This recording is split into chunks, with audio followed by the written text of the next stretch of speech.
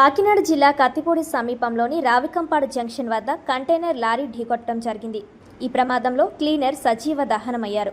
Prathipadu CI B సూర్య అప్పారావు తెలిపిన వివరాల మేరకు గురువారం తెల్లవారుజామున భీమవరం నుండి సంధ్య అక్వేరియం రొయ్యల లోడుతో వస్తున్న లారీ ఒక్కసారిగా ట్రాక్ మార్చడంతో వెనకే కలకత్తా నుండి చెన్నై వెళ్తున్న కంటైనర్ లారీను ఢీకొట్టడం జరిగిందన్నారు. ఈ ప్రమాదంలో డీజిల్ ట్యాంక్ పేలడంతో ఒక్కసారిగా మంటలు చెలరేగి క్లీనర్ సజీవ దహనమయ్యాడన్నారు. వెంటనే స్పందించిన పోలీసు సిబ్బంది తుని ఫైర్ డిపార్ట్మెంట్ ఘటనా స్థలానికి చేరుకుని మంటలు అదుపు చేసినట్లు తెలిపారు.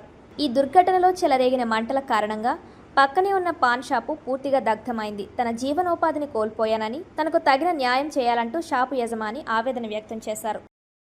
ఈరోజు తెల్లవారుజామున సుమారు 1:50 సమయంలో కత్తిపూడి జంక్షన్ దగ్గర ఒక లారీ యాక్సిడెంట్ జరిగింది. ఈ యాక్సిడెంట్ సుమారు 1:50 జరిగింది.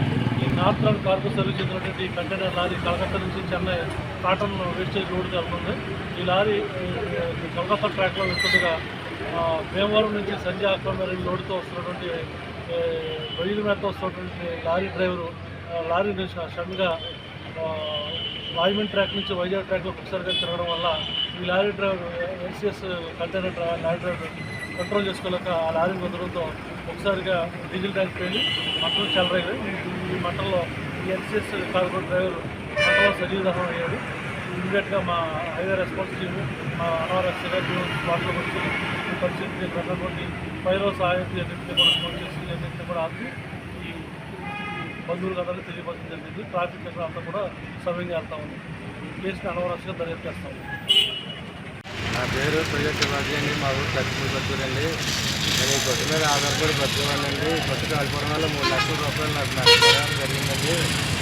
నా పిల్లలు కార్యక్రమం రోడ్లు పడ్డానండి.